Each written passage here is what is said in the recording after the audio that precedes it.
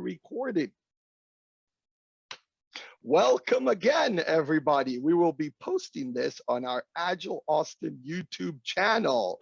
Okay, and today we're going to have Brian here to talk to us about, does the A in SAFe mean uppercase Agile A or lowercase Agile? Now, more to come on that, but before we get to that, let us do a few of the intro slides. For those of you that it might be the first time, if anybody's the first time that you're joining this session, give a virtual thumbs up or hands up or whatever the case may be.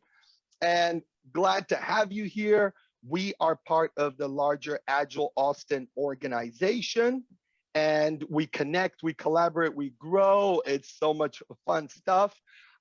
We have folks that enjoy it so much that become members. What is interesting that due to the last 2 years, we started to have members from beyond Austin. We've got members from, like, someone joined and I'm like, hey, where are you joining from? In the Amazon, in Brazil. I was like, hey, we reach everywhere now, okay? So feel free to become, to sign up. More information on agileaustin.org. Sponsorship, I'll just like to say shout out to our sponsors. Okay, platinum sponsor is a company actually in Mexico. I forgot where, but they have like a tool that they want to promote, and it's good for retrospectives, and that's what they do. That's what they're huge on. So and our silver sponsors, shout out to Meliora Coaching and WellSky, and anybody interested to be a sponsor, again, all the information is on the agileaustin.org site. Folks, the easiest thing I can say here is just go to the meetup page and subscribe. It's free, and I'm putting it in the chat. Okay, click on that link, and you know what? All the SIGs that we have, once they're posted there, you'll get, an email, a communication. We have about 6 to 7 SIGs, special interest groups, every month. So according to what you want to learn about, you want to just join a lean coffee SIG and just talk about various topics that come up, more casual, informal, join that. If you want to hear more about coaching or some other things, we even have a book club, right? So please, I just encourage everybody, sign up, and people get a lot of value from the various SIGs. Not to go too much into our board, I am president, as you can tell on the top left-hand corner.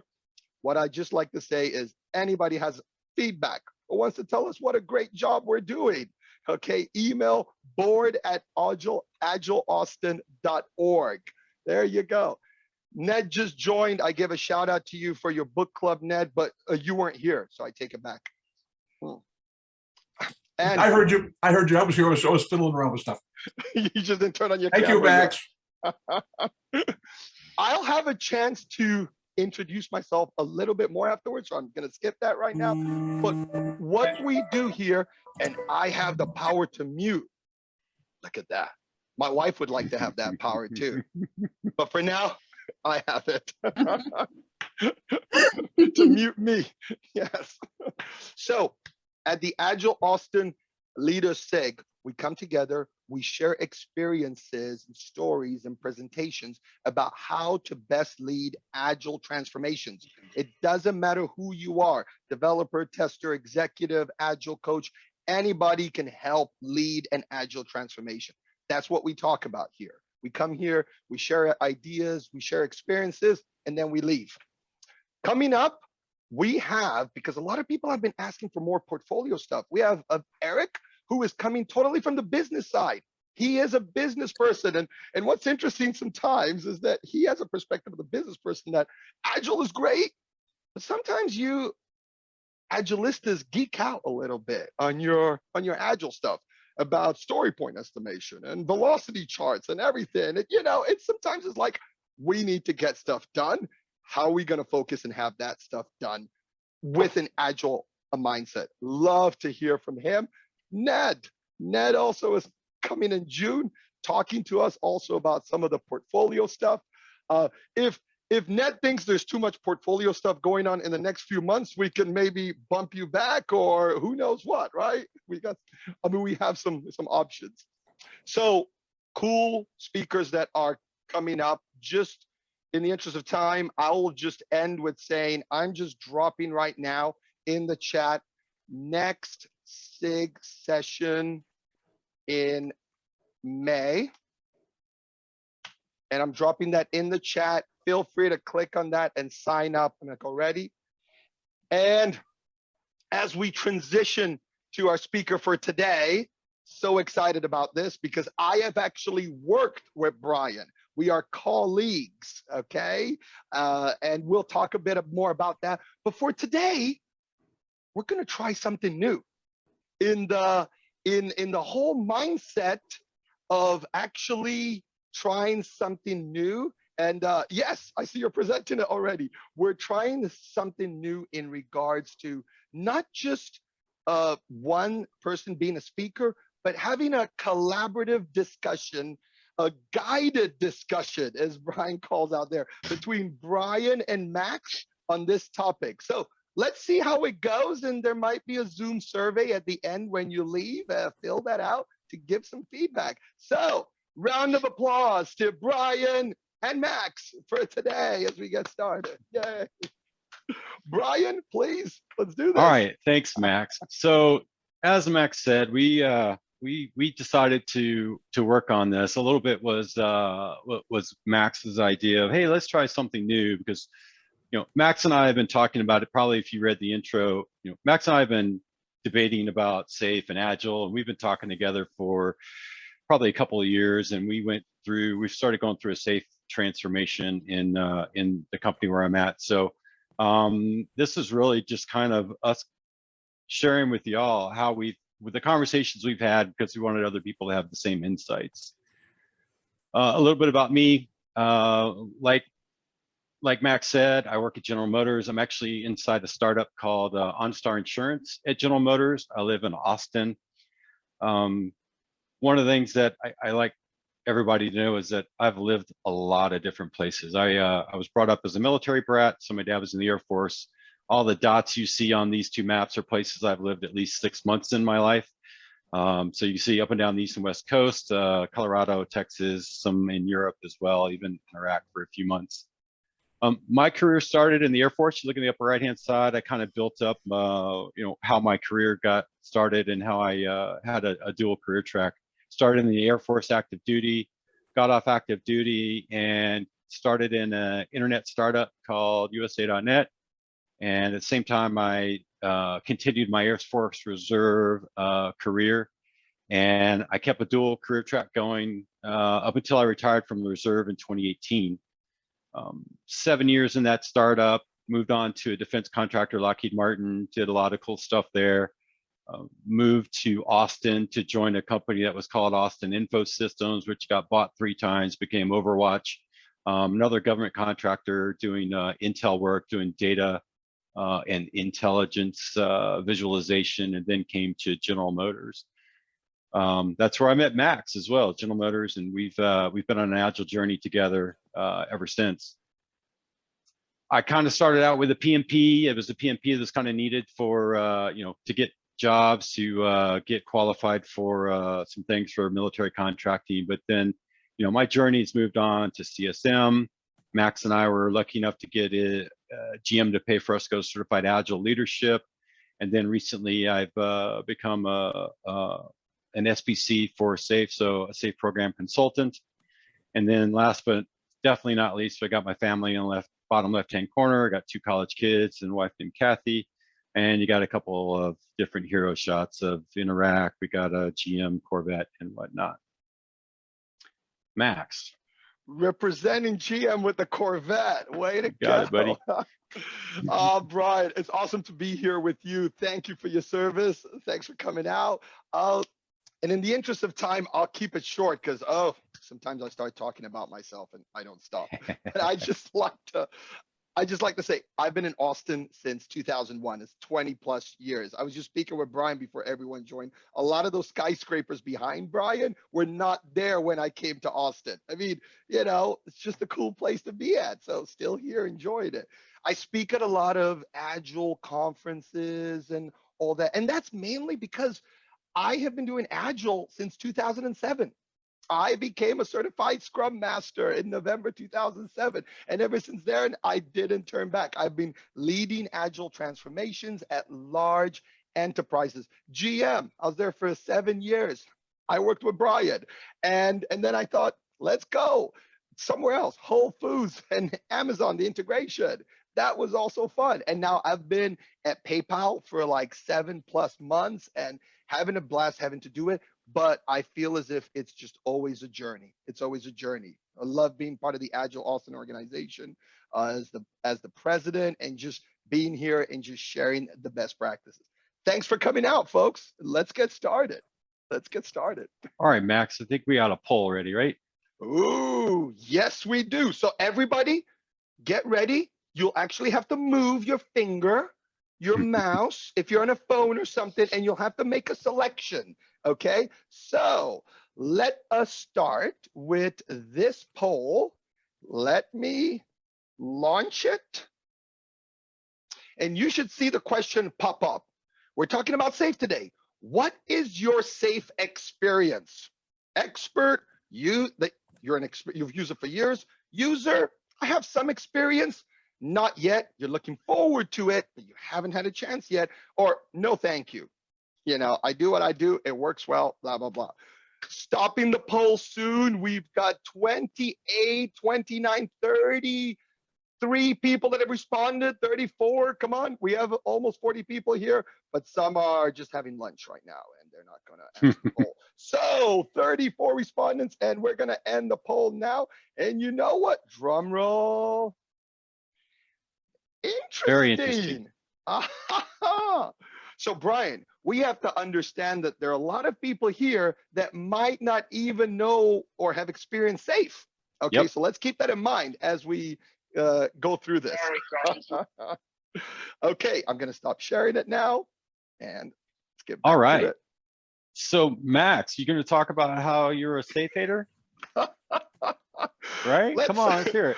Let's start off with a title that I got like a few years back. Yeah. So we're not going to name companies or people. So we're just going to keep it generic and say, I joined a company, okay?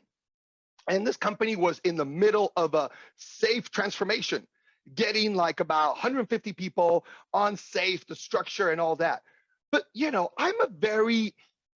besides being a bit vocal about things, I expressed my feelings, my observations, and I saw that there was one particular company. It was the mobile development company. They did the mobile apps, and they actually could do all their work, deploy to production, support their app and everything with just working with the product owner and just them.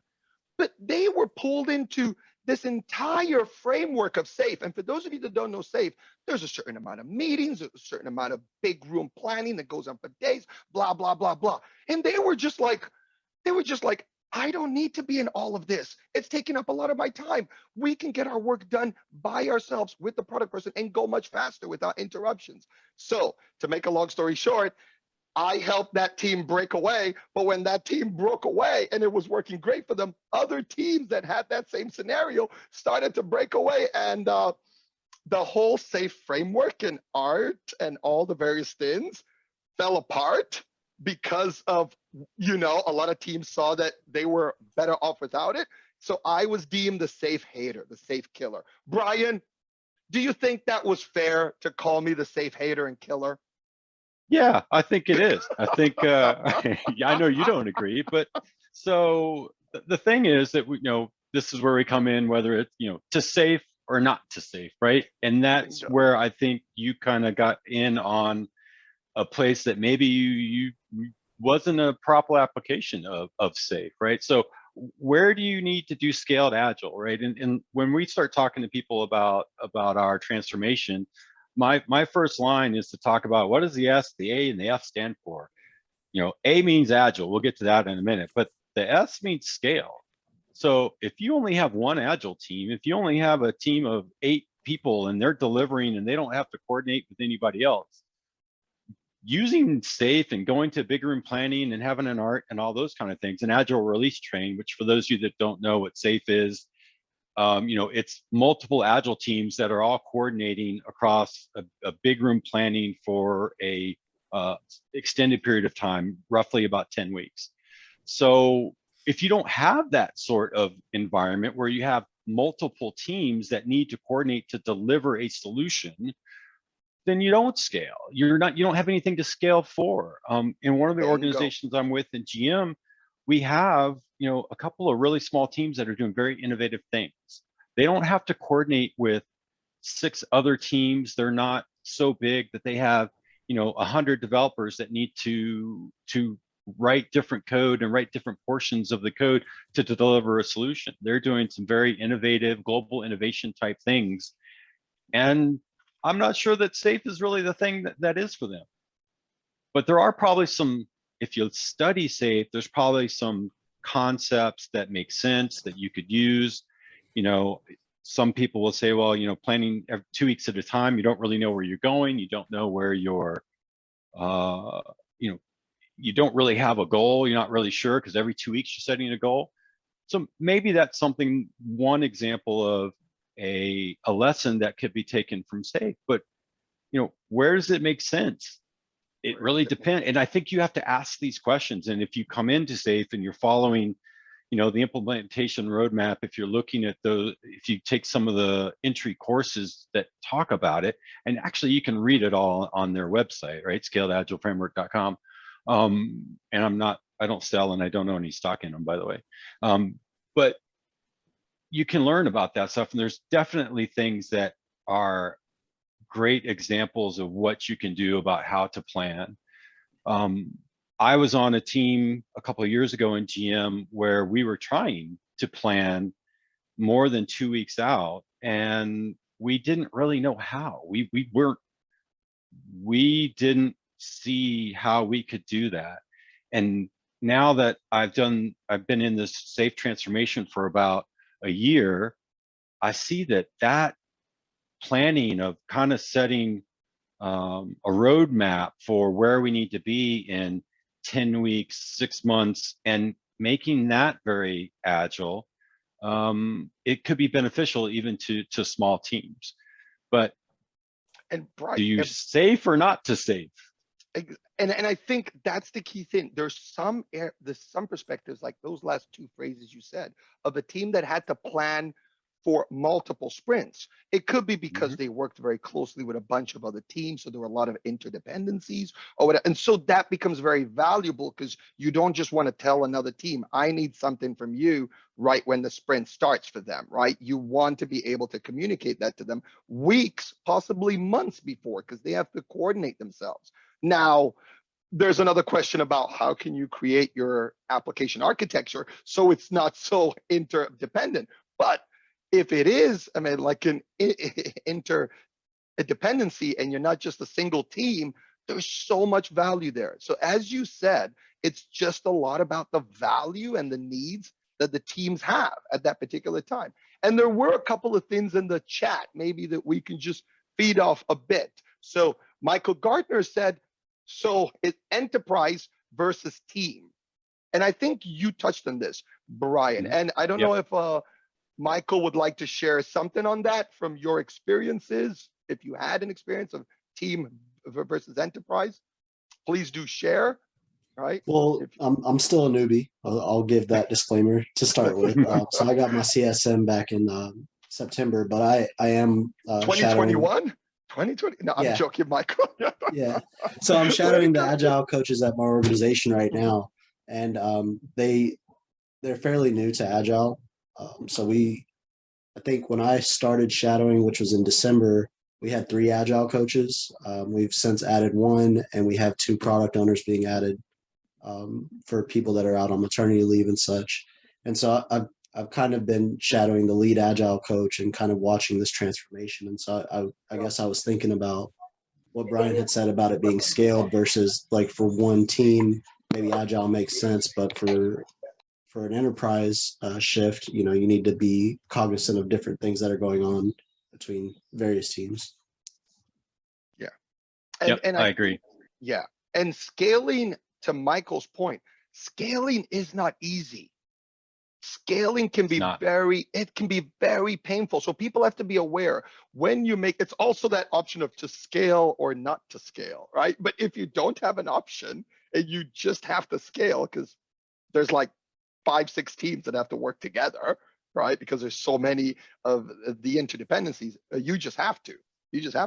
And I think, you know, maybe there's another comment that someone would like to share before we leave this topic or slide to the next one, right? I see. I'd like to address Alan's in 2 slides from now. In 2 slides from now. Yeah, when we, you know where that is. So about being too heavy, too prescriptive. That, I mean, that's a conversation that Max and I have a lot. So I'd like to come back to that, Alan, if we could.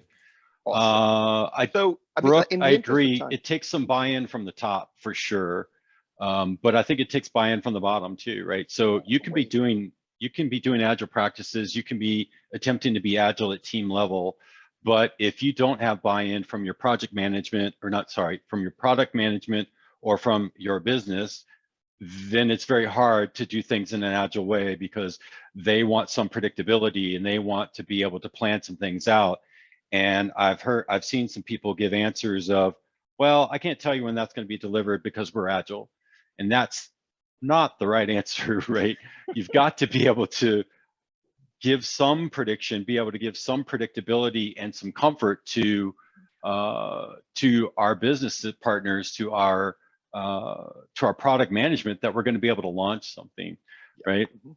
And Brian, I see some other. It's a pity we can't talk a little bit more about the other the comments. There's Allison that said, as we go on to the next slide, Allison made a comment about some teams, some orgs, entire companies go straight to safe, as in we're going to be safe. And a lot of people don't understand. Well, safe is actually a framework that, you know, should live within the agile mindset. People should first understand agile values, agile principles. Why even be agile and have an agile mindset? And then with the mindset, start to implement safe, right? But Allison, I hear you 100%. But next slide, next topic, right? So part of agile, right? Part of being agile is part of the big A agile is that we want to be little a agile, right? So, you know, a couple of exemplary quotes would be, you know, the one at the top from John Wooden, who's a basketball coach from a college basketball coach from a while back. And, you know, be quick, but don't hurry. So that means you really need to be thinking about how to be nimble, how to move things around, how to get there. But if you hurry, you're rushing, you're going to miss things. You're going to rework. You're going to have all these things that are actually going to slow you down, and you're going to make mistakes. The one that has been on my tagline for about 2 years is the one at the bottom, which is slow is smooth, smooth is fast. And it is one of the mottos of the US Navy SEALs. And I should have capitalized that. I just realized that. Sorry, don't bang me for that. SEALs don't come, SEALs Team 6 don't come knock on my door.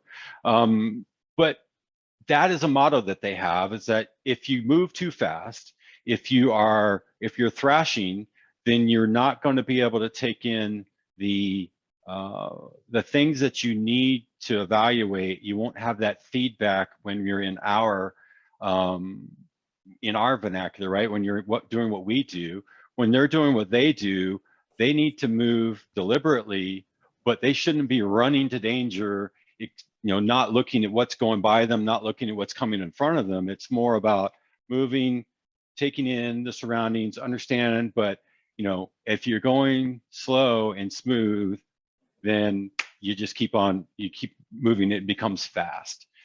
So, you know, whether you're doing safe or you're agile or you're less or you're Kanban or you're Scrum Agile or whatever, one of the big things, the most important thing to me, probably the most important thing or close between servant leadership, is psychological safety. If you don't have psychological safety, and it is something that is talked about in pretty much every corner of Agile, is that you have to have a psychological safety within your teams, within your organization. I'm pasting a link to a Harvard Business Review article, which always makes Max laugh because I give him Harvard Business Review articles to read, and sometimes he reads them and sometimes he doesn't, but I can always bring them up with him. And it just, folks, when it makes the HBR, it is like that's it is like It's the Bible. real. It's real. I mean, that's what executives read on the private jets, the HBR, and that's what they implement. Okay. Next, Brian. +1 to Ned. The hurrier I go, the behinder I get.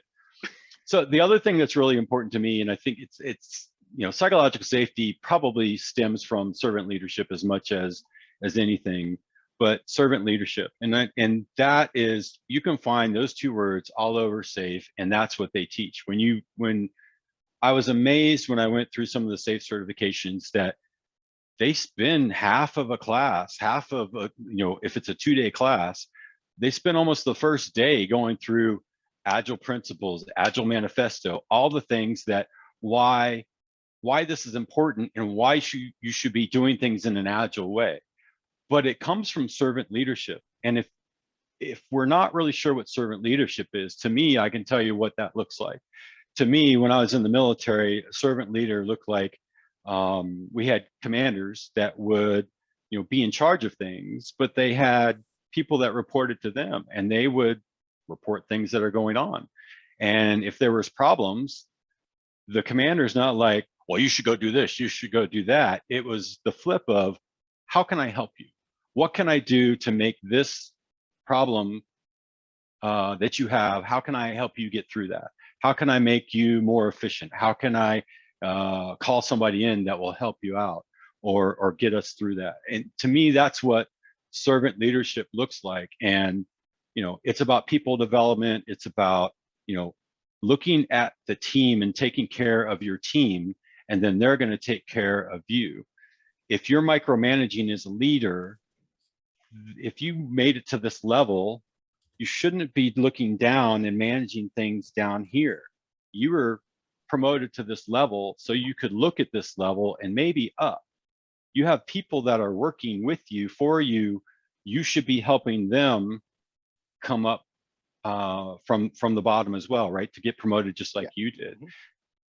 Go ahead, Max. No, Brian, I love that you're bringing all of this, your Air Force like experience and everything, to us here, because what we're talking about is nothing new, right? This has been done in a lot of industries and a lot of places because they've seen the value of having to implement in this way. And I so much appreciate that a lot of the SAFe practices and trainings and everything start also with this, right? Sometimes we think immediately about SAFe like PI planning and all the meetings, like being in a room for 2 days. Yeah, but there's also a lot of this. But if I may just take it back real quick to my experiences connected to your 2 quotes about being quick and being fast. Folks, I've been doing this leading of Agile transformations for 13 years. And one of the most important things, one of the most valuable things that I've experienced is connected to that speed. But it's not just that teams can get working software out there in smaller chunks and MVP really quickly, but it is the fact that you get feedback on that.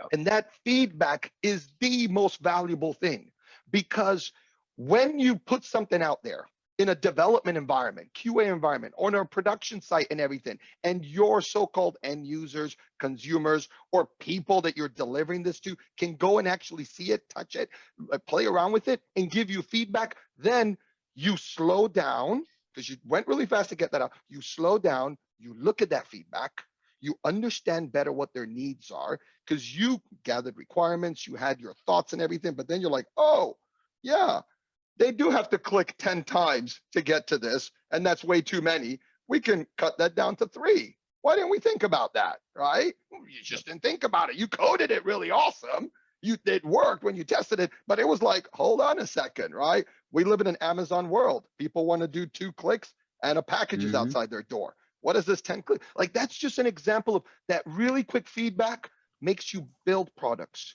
according to customer needs. It makes you do so much. And that's where I really connected with your, speed and fast, because those feedback loops, but then you have to slow down to absorb that feedback.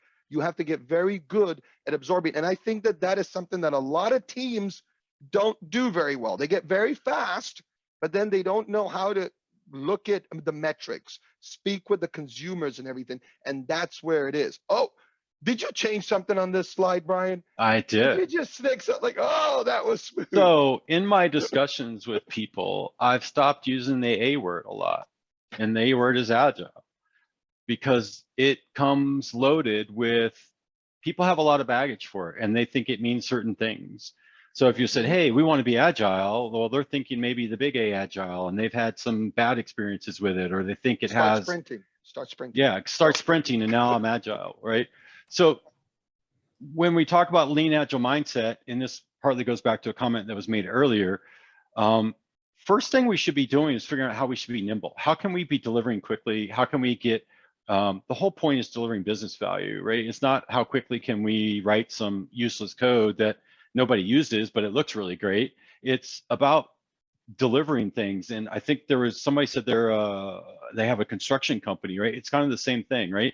It's how can we, deliver things faster? How can we get through things faster? And when it's a lean agile mindset, part of that is about cutting out what is not useful. So somebody said this to me the other day and said, don't make efficient the things that we shouldn't be doing, right? If we shouldn't be doing them, stop them, right? That's about being lean.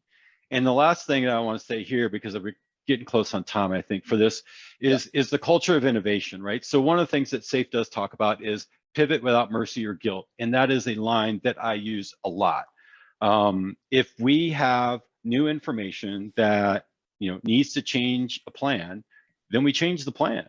And that goes right into our Agile Manifesto, which says you respond to change, you don't follow a plan, right? It's one over the other. It's not one or the other, it's one over the other, right?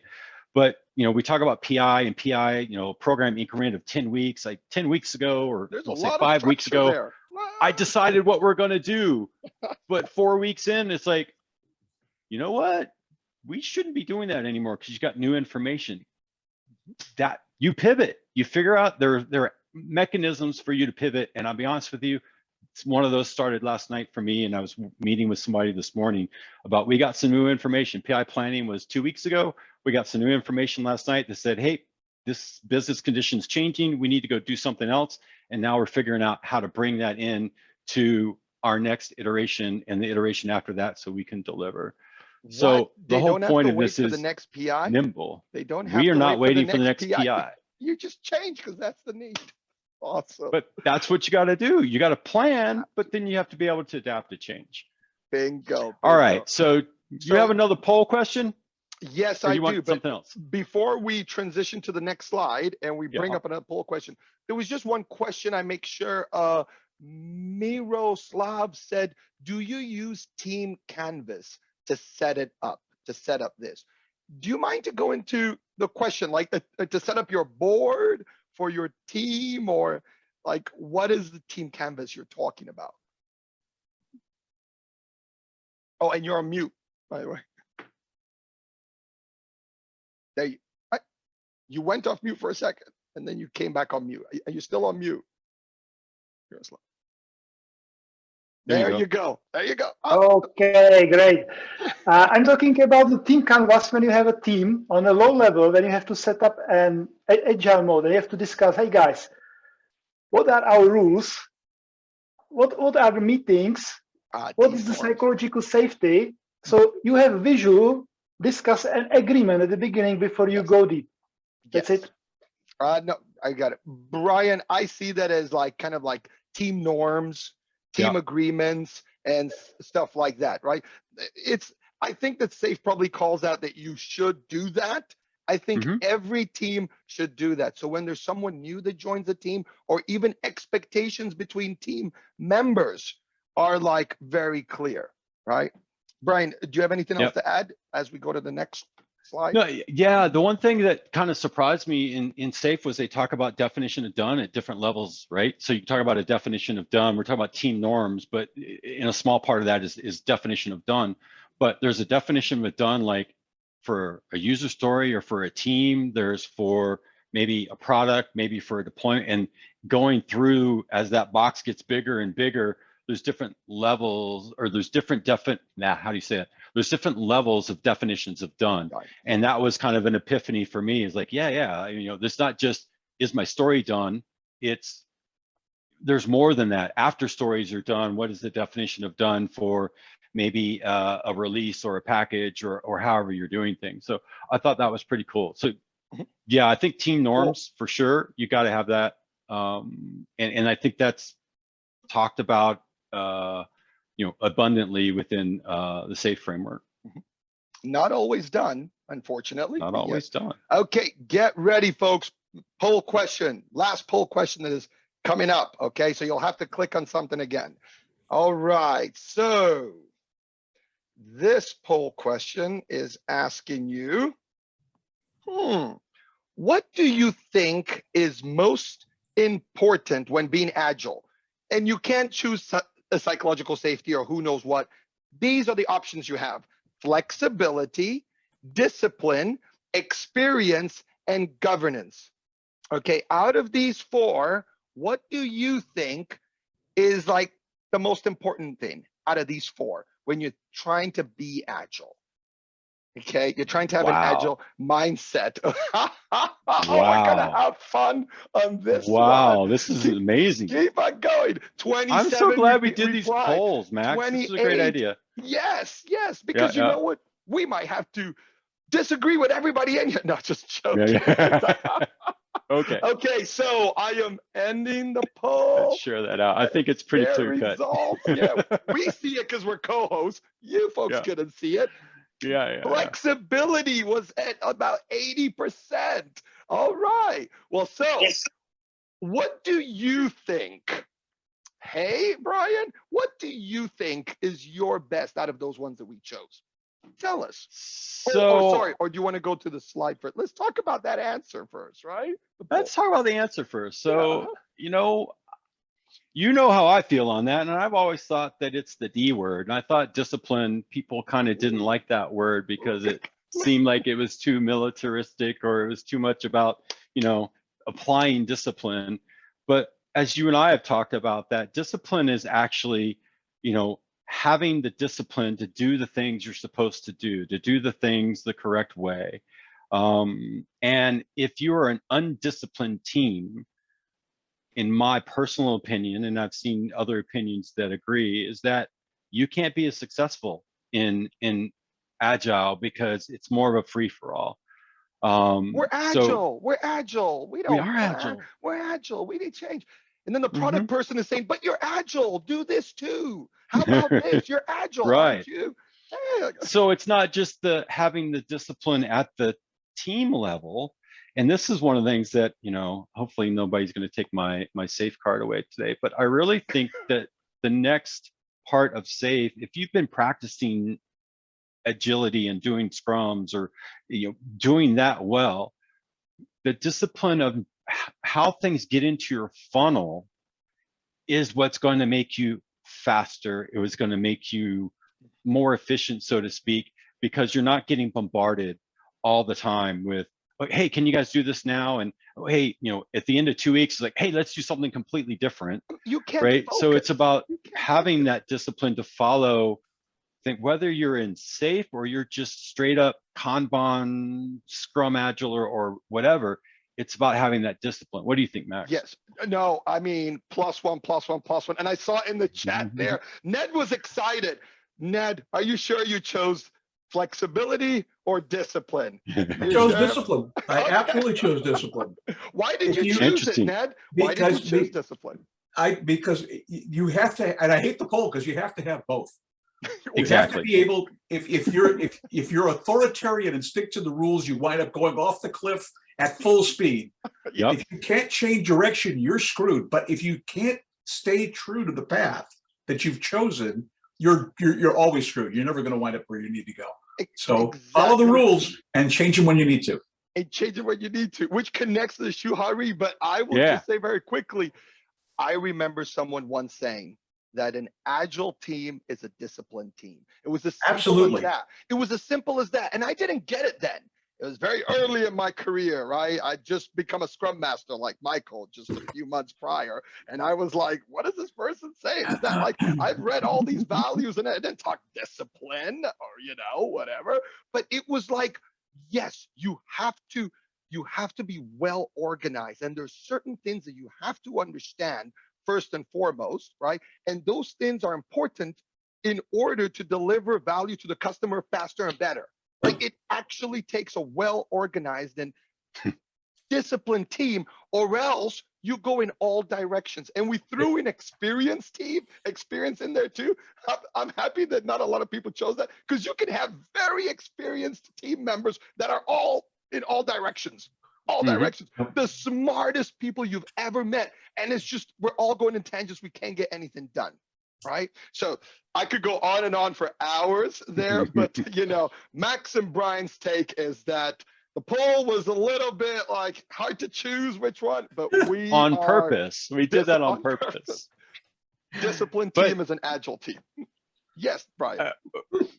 What he said about you got to have flexibility and discipline, right? So obviously you can't be nimble without some flexibility, right? I mean, we understand that, but if you don't have discipline, if you're not doing those things that you should be doing, right? If you shouldn't be doing them, then change them. Use retros, use inspects and adapts to change those things so you don't do them anymore.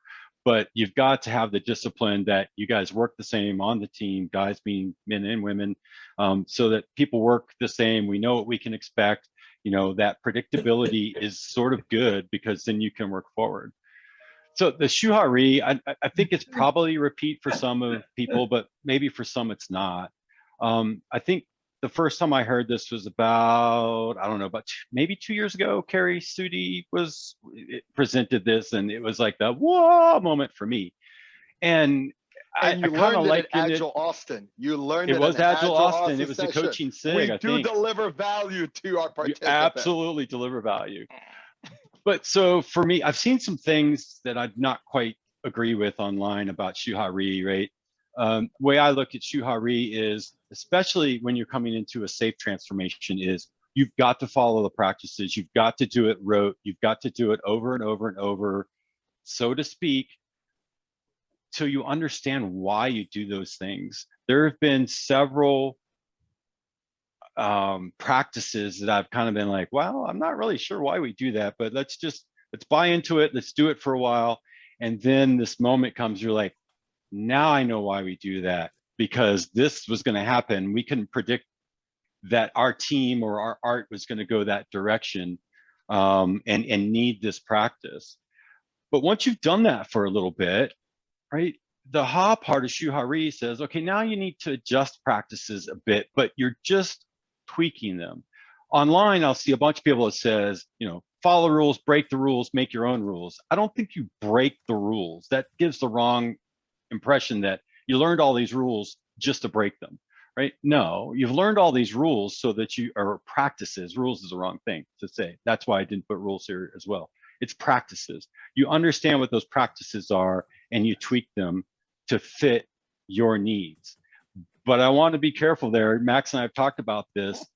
Everybody thinks they're the special snowflake. Everybody thinks their team, their art, their company are the special snowflakes. And I'm very harsh about that. And I just say, you're not special.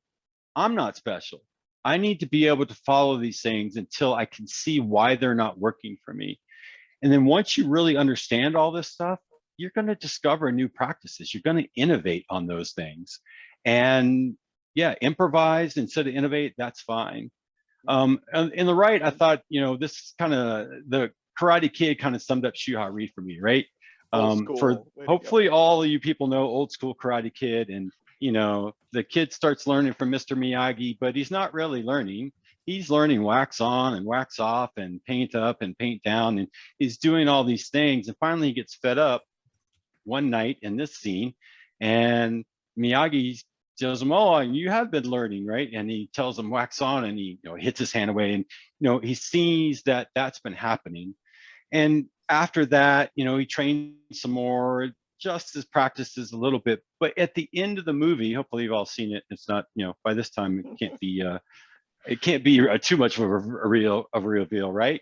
He gets his leg swept. He can't, his knee's not working or whatever, right? And he has to discover a new way of doing something that really he was never taught. It was just something that, he needed to do in the moment, that he had played around with, and he innovated at that time to win, right? To become the champion and become the hero of the movie. To me, that encompasses all what Shuhari is. No, and I take that approach for SAFe as well, for that implementation. And that's very important, having to tie it back to SAFe, right? Mm-hmm. Because SAFe is a framework. SAFe is, something that you can implement, and you can learn how to start to cater to your needs. And I have an actual example with a team when I suggested, hey, how about if we have a daily meeting, okay? The stand-up, Mm-hmm. like, let's just try. And this team was like, what? We are co-located here. This was back when people, still believed in co-location. We were actually doing it. We're talking 10 years ago. And we were like, hey, we are here in the same room practically, always together. We're already in sync. Why do we need another meeting to sync up when we're already synced up? And I just said, hey, got it. Why don't we just try it? Why don't we just try it? Okay? And then if it doesn't work, we'll not do it. We're nimble. We can get from shu to ha. We can do that. When we started having the stand-ups, it is amazing how people in the same room are not on the same page. It is amazing how that happens. Can't you get up and go talk to Bob right there? Can't you go ask him a question? Somehow you didn't do it, because when we went through the stand-up and we were talking about the story that Bob is stuck on, you found out you knew a solution from the last sprint. You did the same thing, and you and Bob didn't talk, and Bob has been stuck for 2 days. Oh, so when people saw that, they were like, okay, maybe, 15 minutes, really quick. We can do it by the coffee table, have fun. We can do it. And all of a sudden they tried it out, but they accepted to do that shu. I think what's really important, that people can do that shu. And then at some point they said, let's cancel the Friday stand-up. So the Friday they could come and just have breakfast together and not really start with a stand-up, and it was just understood. So that was a bit of the ha, right? They started to cater it. But that was a perfect example to me for just tell people, just try something. But really, Brian, as you said, but really try it. Really try it. Yep. Be a disciplined team and try it the way it's supposed to be. And then, you know what? If it doesn't work, if it doesn't fit your needs, if it doesn't help you deliver value faster to your end user or customer, change it. Yep. Right? Agreed. Yep. And this is where I wanted to address what Alan said, right, about heavy and prescriptive. If you're doing heavy and prescriptive things, I don't think we are really implementing SAFe the way it's designed. I know it feels like waterfall, and it's very easy to fall into waterfall in SAFe. If you're looking at a PI and you don't deliver anything to the end of 10 weeks, that's mini waterfall. And that's not how it is described, and that's not the intent. The intent is that you're delivering value all through those. If you're doing a 10-week PI, that you're delivering all through those 10 weeks, that maybe you're not even waiting to deliver at the end of a sprint. If you got stories ready and you have your CI/CD pipeline set up, your continuous integration, continuous delivery pipeline, then you can keep delivering, and you can deliver. There's lots of different ways to do it, with feature flags or into at least a stage environment that can be seen right away. There's lots of different ways to do that. But I think if we're in heavy and prescriptive, we're not doing it the way we want to. Exactly. And the way it's described. Mm-hmm. And I see Tom's a coworker that I've had a lot of exchanges with at GM as well. And he, SAFe is a framework, not something that came off a mountain of 2 stone tablets. I'm like, I couldn't say it better myself. I went back and scrolled for that. Sorry, I didn't see it, Tom. And for people that might not it's a framework. The connection to the 10 commandments that came down, thou shalt do it like this. And no questions asked, right? Like, that's the Shuhari. Hey, Brian, I think in the interest of time, Man, we're let's having move so on. much fun. We could talk on We every slide. are. Every slide can be a meetup. But in the 9 minutes we have left, do you have a story? Measurement. Do you have a story to share on this about where having to measure stuff can take us off track? You have it? I'll refresh. It's the Yeah. story that happened recently where they were showing like velocity charts to the business. Or tell us more about that, Sorry, 'cause I forgot had a we were laugh. going to bring that one up. Yeah. I Okay, didn't so forget because that made me laugh because that is like I've told the totally. story so many times, but when we get in this medium, I forget about these things. So yeah, I joined an organization in GM a few years ago, and it had somebody that had a product. I don't want to name names on these products, but and they had been running for a while, and they kind of asked me some questions about how to, what we should be briefing the business and what should be telling the business, right? Which really are product managers, our business owners. And they were saying, hey, look, man, we've increased our velocity from 75 to 85 over the last 6 months. And we've gone from delivering once a week to once a day.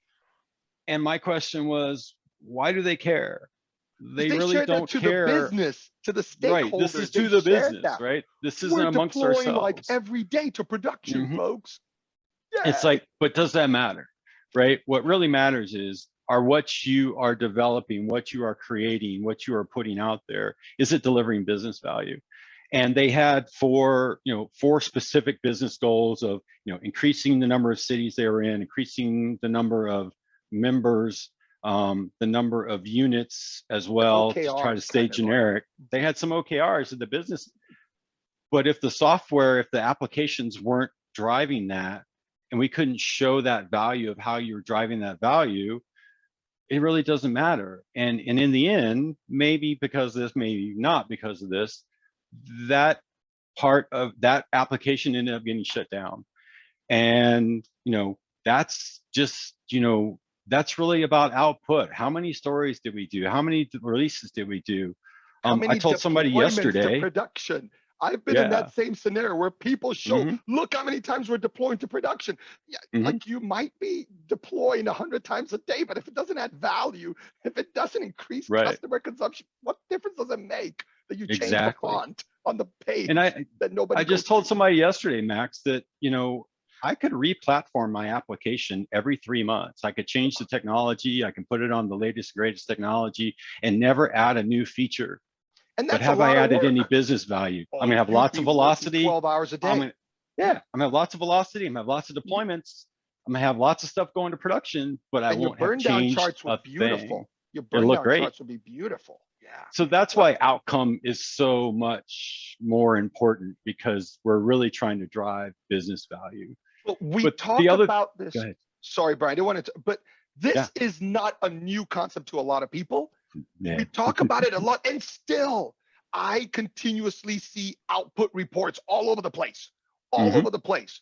And I sometimes just throw out like a random comment like, how about the NPS score, like the Net Promoter Score, right? How about the amount of like attrition we have on the clicks the consumer does before they actually purchase a good, right? Like can we have customer data instead of like all this Jira, Microsoft TFS reports and who knows what? And people just stare at me sometimes. They just stare at me, right?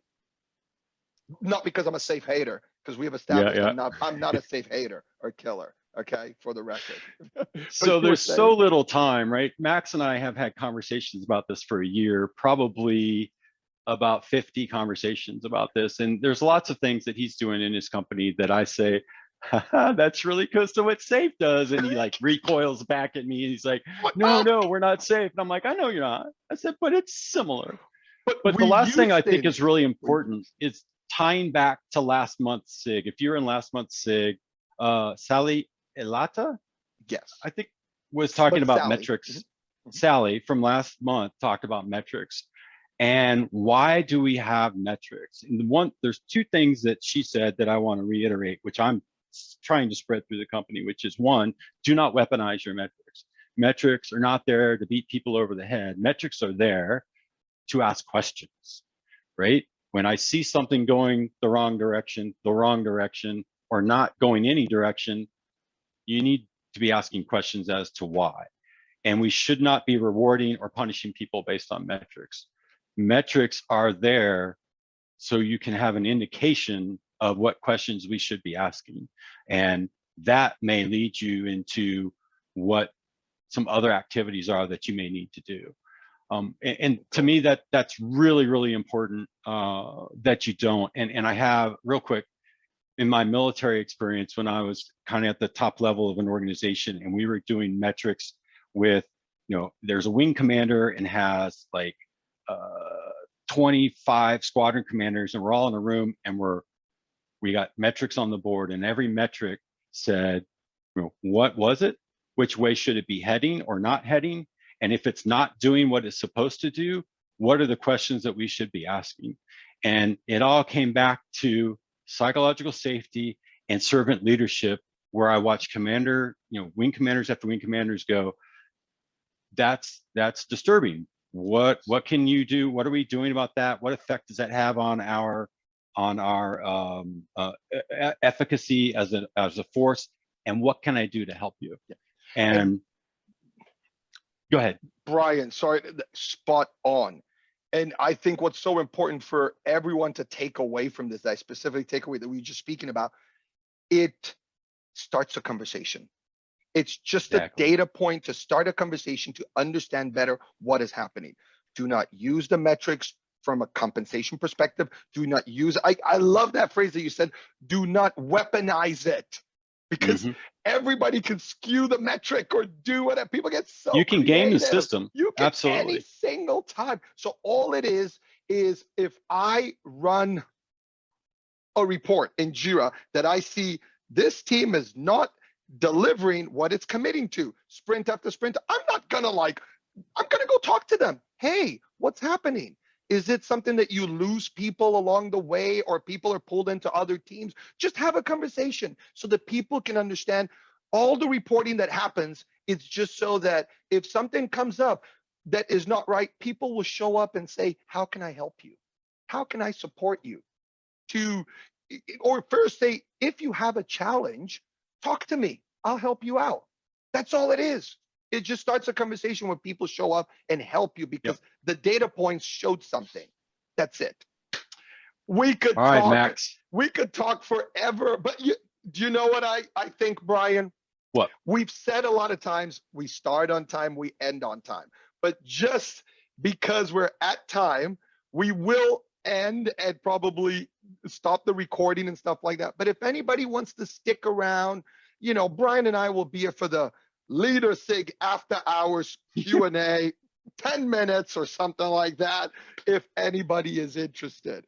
But I would like to end with saying, Brian, thank you very much, not only for showing up today, sharing your experiences, being a part of this, but also be open to trying out a new format, which we haven't done in the 11 years that the SIG has existed.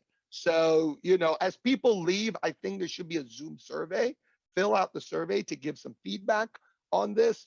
And it's just a single question. And Brian, thanks for coming out. A round of applause, please. Thanks, Max. For Brian and myself. Thank you. It was fun. Wasn't it? I hope everybody got some good things out of it, because it's been a long time coming. Trying to share this info with people. Just had to squeeze it in. There you go. And let me stop the recording.